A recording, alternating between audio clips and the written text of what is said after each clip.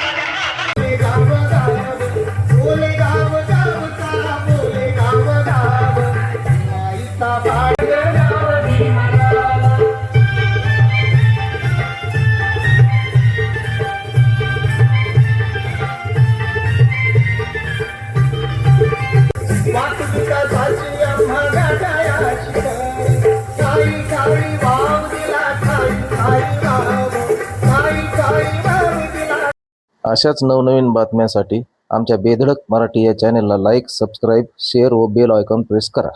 धन्यवाद.